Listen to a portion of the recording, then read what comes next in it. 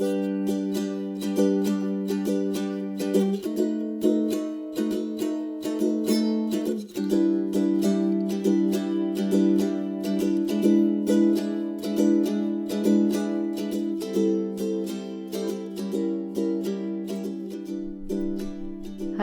everybody, and welcome back to a brand new episode of Translating Love. I'm Dani. And I'm Woifi. So we have two guests today. Guests. But wait. You're way too fast. What's going on in your life today, Danielle, huh? Or in general? I mean, nothing. What should be going on in my life in the pandemic times? I don't know. Things are changing. Slowly. Things are opening up. Slowly things are changing. I have tentative plans to go visit my brother and his wife and my baby nephew at the end of June. Trying not to be like 1,000% excited about it just in case it's not possible, but I have hopes that it will be possible by the end of June. I'm pretty sure it will be. With the vaccination rate and with the general traveling in the EU and with everything, I think that will be possible. That like there is a easy and safe travel option for everyone who wants to do that in the summertime. And I just seen that they lift their quarantine policy. That's what I mean. Because I'm already vaccinated, so. That's what I mean, yeah. I'm pretty sure I've read today that multiple countries want to like introduce a green pass at the beginning of June, like the first week of June. And I guess that a lot of other countries will follow that, or at least if you can prove that you're vaccinated, you don't have to quarantine anymore. Would be nice. Yeah, I get my first shot on Friday, and I'm so excited. I mean, by the time people are listening to this, you'll probably have gotten it already. Oh yeah, that's true. So first shot on Friday, and then 21 days, and then or 30 days, and then I get my second one, and then I'm done. And I never got COVID. Me either. That's awesome. At least that we know of. That's true. Nah, but I'm pretty sure we didn't get it. But yeah, other than that, nothing else is going on right now. So now you can go to what you wanted to do. I mean, I was just saying that we have two guests today. Yes, we do. And without giving too much away, they live in a van. Yes, van life. Van life. And they're in a relationship. And we are just talking with them a little bit about their experience and what they did before they lived in a van and why they decided to live in a van and how it is for them as a couple and just general lifestyle. And it's a very interesting conversation. It is. I know Andi, the guy, from studying with him. And he basically then, like after the bachelor's, he worked a little bit and then he went abroad and he met Kathi and yeah, and then they started van life together. Yeah. But let's listen in, everybody. So we're here today with two guests and we are super happy that you're here from Spain in your van. So maybe just tell us quick who you are, where you are, and what you do. So we are Kathi and Andi. We are currently traveling in a VW T5 to Spain and want to go to Ireland. And what we mainly do as a job is like we have a blog that's called mein-camperausbau.de. And that's what we are working on the road, and also we have our own brand, Salty Mind. That is a 750 milliliter stainless steel bottle with a cork surrounding. So that's our first product right now. We also work as content creators for some brands, and also I'm a yoga teacher. And that's cool. That's cool. And I also do some more content creation for like customers in the area or customers from Germany or Austria while we are traveling. That sounds exciting. So you're basically on like traveling most of the time, or do you settle like for a couple of weeks and then say, okay, let's change locations, or do you have like certain points where you want to stay for like, I don't know, 2-3 months?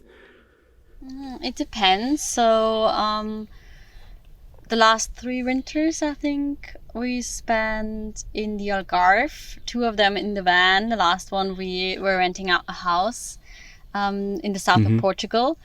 And also we traveled to Sri Lanka and stayed there at a surf camp for a couple of weeks, working there. So it depends on, sometimes we go back to Austria where we are from, and we don't have a base anymore, but we like to stay in some places from time to time. And we do have a plan that we are moving to the Algarve next autumn, so renting a place for a longer time there and settle a bit down.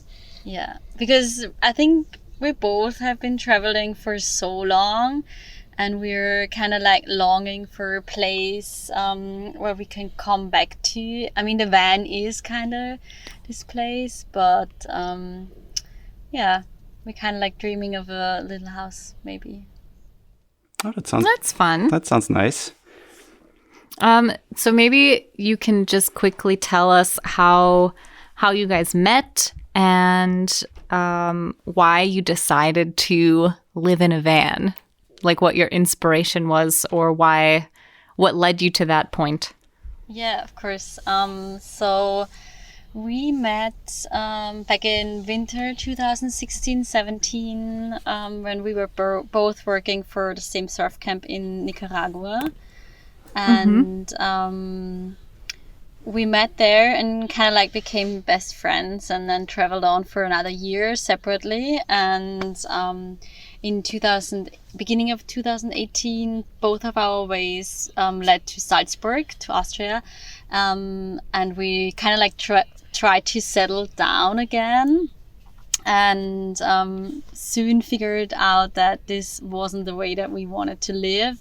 So we were looking into a convenient way how we could travel with our surfboards and be able to work while we travel. And so that's how we discovered van life.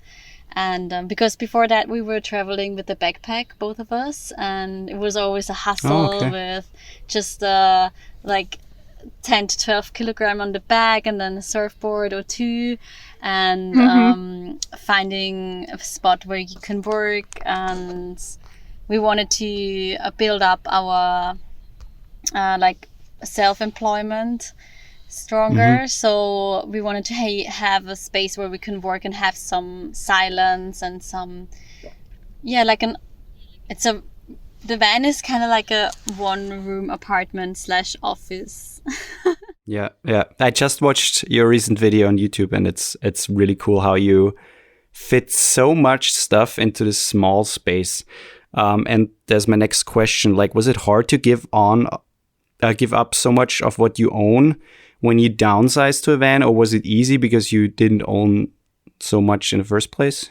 Yeah, I think for us too it was easier because we both traveled a few years back with the backpack, and so we knew we don't need 5 jeans to have with us, or 10 t-shirts or whatever. So we just have like minimum amount of clothes. Also, like, what else we minimalized, like, for example, as a girl, as a girl, when I started traveling, I think most of the amount that I was carrying around from the weight was my kind of like bathroom. So I downsized on that drastically, and Andi never uses shampoo, and I didn't use shampoo for a very long time. Now I have a shampoo bar, and we use soap, and it's super minimalistic. So we don't really use creams or anything. And I think what we've learned while traveling is that there is a few certain pieces that you absolutely love and adore, and you love to have that with you, and the other things you really don't need. It's just like ballast. I don't know how to like. It's something super heavy that you carry around, and especially with a backpack, it's you literally carry it around. So you need to let go, and that was a really beautiful experience. And we do still own a little bit more than we have in a van. For example, a snowboard, skis, and some winter cloth that we have at Andy's parents' place. But mainly, we don't need anything else that we have with us. With the van, we have a lot more than we used to have while traveling. But that's enough. Yeah. We can go through winter kind of. Yeah, we can go. Conditions. Yeah. With that, but we are not in the winter with the van anyway. Yeah, Like, it's not Austrian winter. Yeah, it's not planned to live in the van in winter anyways, so that's not, it's not planned. Where are you guys when you're not in the van? So when do you have a permanent space that you also have, or do you stay with parents or friends or something in the winter? Not like, if we are in the winter in Austria, we would stay at my parents' house or just rent a flat in Salzburg or something like that. But we are in Portugal winter, which is kind of spring, Autumn. late spring, autumn for Austrian conditions. So it has like 20 degrees. So we are still in the van. Like we would still stay in the van. Nice. Yeah. That sounds so nice. Can I trade, please? Yeah. What is like your take, because you said minimalism and downsizing and everything, and there are some really cool documentaries on Netflix about stuff, and bunch of YouTube videos about minimalism and what you really need in life and stuff like that. But what is your take on it, and what do you think about like how we as a society are trained to, own everything and get the newest stuff and still have, 5,000 shoes in our closets and clothes that we never wear? What is your take on all of that? So for me, it's been crazy because before, so after uni, I was actually working in Vienna and I had my own little flat. And after 3 years, I decided to quit everything and go travel. And I kept my flat and I just rented it out to a friend of mine. But after a couple of months, I figured I'm not gonna go back to Vienna anyway. So after a year of traveling, I went back to Vienna and gave back my flat, and had to get rid of everything that was in the flat, which was insane. Because it was not a big flat, it was like 45 square meters, but it was just crazy what I was owning. And I just put everything to friends and hoping, I don't know what would happen with it. And I went traveling again, and then sooner or later I just told them to just keep it if they want it, or sell it if they want it, or whatever they want to do with it, because I didn't even remember what I had, which is crazy. And I had a lot of shoes, so that's a good example. And it's just, it feels so much better not to have a lot, because I think that's also what traveling does with you. With traveling, you see that there is so much beauty in the simplicity and in the things that you experience rather than you have. And so I think that changed a lot. And also what changed in my head during traveling was that I'd rather wear my favorite dress every fucking day than not wear it at all, because why do I even have it, and why do I carry it around all the time? I need to wear it, and I want to just like, I don't want to have bad clothes on me. Everything I have, that I love it and I wear it because I love it. And I think the value of the things change once you have less. And yeah, I think that's more or less what I want to say. Yeah. That's awesome. That's awesome. Yeah, I can kind of relate, at least for a short period of time. When I moved to Austria from the US, I basically packed my life into 2 suitcases, and there was so much that I had to give up. But as I was sorting through everything, I realized I didn't even remember that I had this while I was like packing it up to give it away. And I was trying to decide, do I keep this? Do I not keep this? What do I bring? And ended up just bringing the things that I actually used on a daily basis or a weekly basis, because there's so much that we collect over years of our life and it sits there and you either forget about it or it gets dusty and you never use it. So it's definitely eye-opening to kind of change your direction and change your life in such a drastic way. Yeah, definitely. And I think what's also very interesting is that if you do need something, it kind of like it comes to you anyway somehow. So or we can still buy things. So it's not that we say no, we're not consuming anything anymore. So we wouldn't consider ourselves as minimalist because like as you said, the documentaries and stuff about minimalism, it's more strict and they are I don't want to say crazy, but it's impressive what they do. And we still, when we need something, we get it. And also I think it's really really nice to see that you can give something away and someone else values it a lot. So I just recently finished a book that Andi had read before, and we met a girl that was parking next to us, and I was like, I'm gonna give this book away, Andi. And he was like, yeah, oh my god, please, because we need the space. And so I walked over to her and said, if you want to have a book. And she was like, oh my god, literally, I just finished my book. I was just wishing I would get a new book. And so yeah, I think that's also something that you learn with the minimalism, that it doesn't mean that you can't have anything, but you can just exchange things and give things a longer lifespan. And yeah, I think that's what I also very like a lot. And I think we don't have opportunity to even get a lot of stuff like store. Like now everything is everything is packed.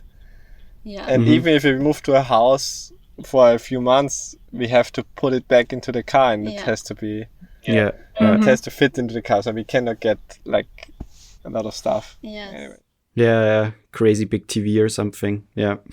We have to, if we also, a rule of us is if we get something new, we give something old away. That's a good rule. Yep. Yeah, we just recently got some new hoodies or like pullovers for a photo shoot as well and stuff. And then we were like, we need to let go of the other ones that we have because they take up a lot of space. So yeah, it's just a process of time, and it's not that we're throwing it away. We're kind of like trying to get it to a second life. Yeah. Because I watched your video on your van and knowing how little the whole thing is, but I mean how spacious it totally is too.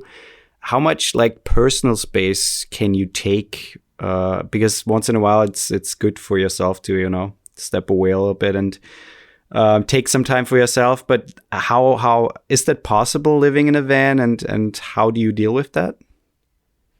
In this van, we actually a bit better because we have kind of 2 floors, so we can pop up the roof, and it's really like an extra room up there. Like if Kathi did a yoga teacher training last week, so she was just going upstairs and had her earplugs in, and she was not listening to anything else. It was like her own room for her. And also if we are parked somewhere close to the ocean or on a nice spot, you can always go outside. Like there's so much space there. You go for a walk on the beach, go surfing.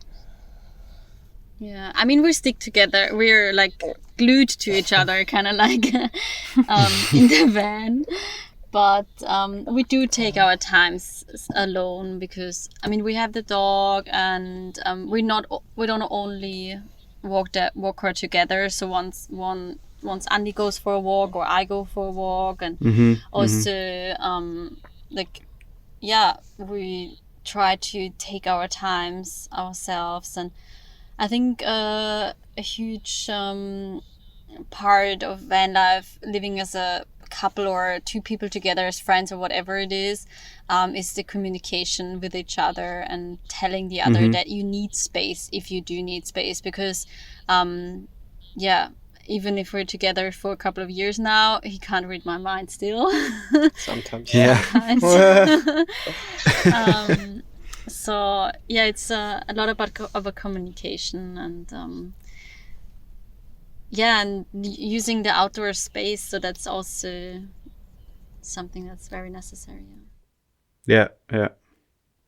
Do you think that living in such a confined space, do you think there's more potential for conflict and arguments?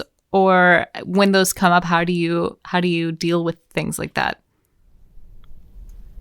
Yeah, I think there's definitely more room. It pushes you to more arguments. So the thing is that you basically, if there's one person at one end of the room, we only have one room, so at the back of the car, for example, and you need something from the other side, you always will ask the other person to get it, because you cannot always step over the other person. So it's a lot about communication and helping each other and moving with each other, kind of like. And I think there is a lot of more conflicts living on a tiny space, because you get to know each other even more, like more than you've ever imagined.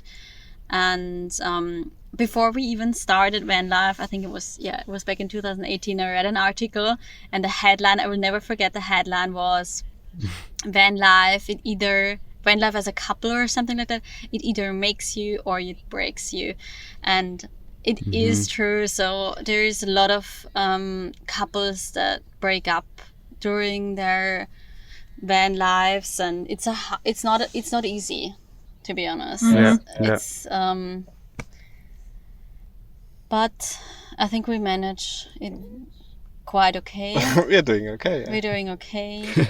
And it's part of the game, I think.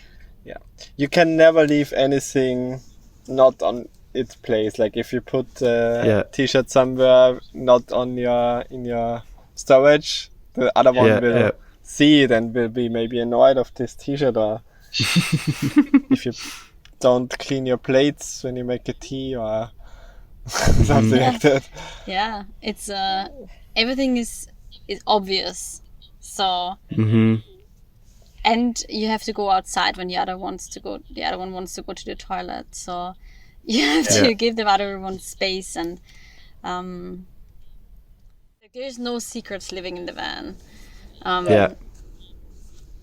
If someone has problems with his poo, then we can all smell it, you know. It's we're all in this together. It's just one room. And also if Charlie has problems with her stomach or something, it's the same. It's you can't go into another room to poop or whatever. It's just not possible. I mean, the bigger vans, they do have a toilet room. Do you would you say that the van life in the last couple of years brought you together like closer, or did it help you to grow as a couple, or did it throw more like problems or hurdles at you? It's hard to tell, because we just got together in 2018 and spent, I think, maybe a couple of months living in the same flat. And then we moved into the van together. So this is basically most of our relationship so far. So I don't know. I can't compare. I think it's maybe that it's often that we don't talk to anyone else for days. So it's just the two of us, and I think it's nice to just have some other friends once you meet another van lifer or traveler or even someone in a bar or whatever, to just talk to someone else.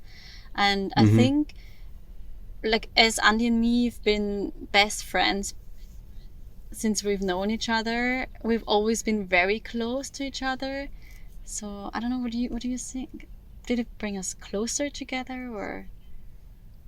I think we don't have this comparison because we didn't spend so much time without van life. Yeah. Also, when we were working in the surf camp, we shared a room, kind of like almost a bed, because there was no space for us and stuff.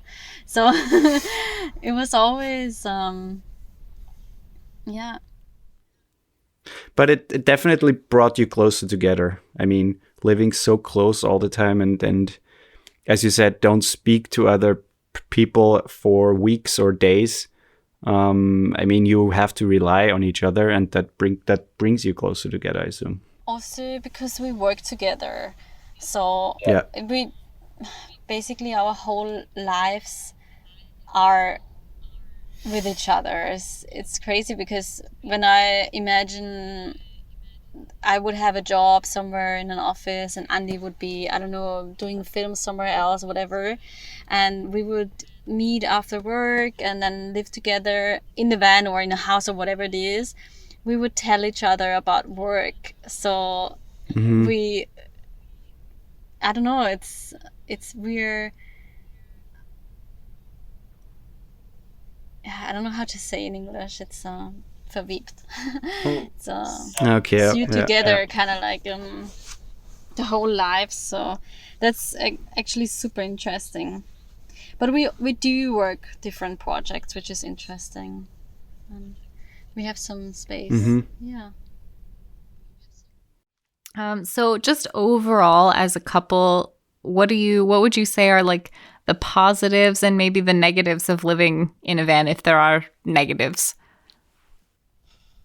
The positive things are like you do much stuff together. Like you are always on the same place. You can always do the same activities. Like if you go for a hike, the other person is there. Like he joins you probably, or go for a surf together, or go for a swimming, or Yeah, but that's also a downside, because you're always together. Like if I would want to go to a yoga center somewhere in town, I would have to drive there.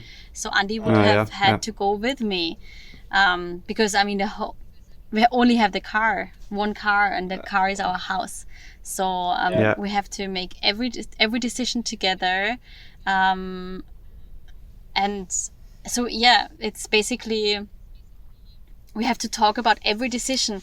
And I remember when we were living in Salzburg last summer in the flat, it was more like I was being, Andi, by the way, I'm gonna have a coffee tomorrow at my friend's place, and it didn't even matter to Andi.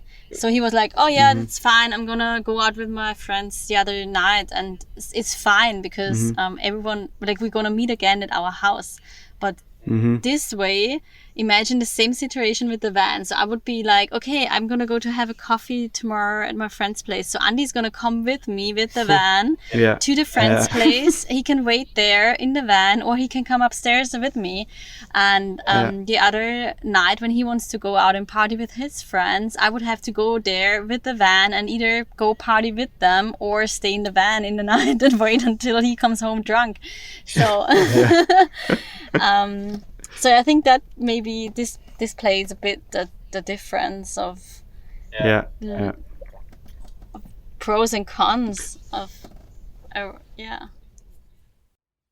So I mean, I like that, the idea of being, first of all, aware of the other person as well, and not just like doing whatever you want without like consulting or acknowledging the other person. But also deciding together, like, is that super inconvenient if I do that? Or, I mean, sure, it makes it hard, but at the same time, it's kind of nice to live like that, at least for a while. But sure, it can probably totally be like conflicting and also hard sometimes, because you want to stay at the beach and the other person wants to, go somewhere. I see conflicts. And also, going for shopping or doing whatever, like we always do it together. It's also that we didn't do that together when we were living in Salzburg. One of us was going to shop, and then the other one could do something else, work or whatever it is. And but I think it's everything has its pros and cons, and we have the way that we work, like work-wise and earning our money. We try to schedule everything around our life, like our private life, so that's very convenient. And I think that you don't have that if you're not living in the van. So if you're living in the van,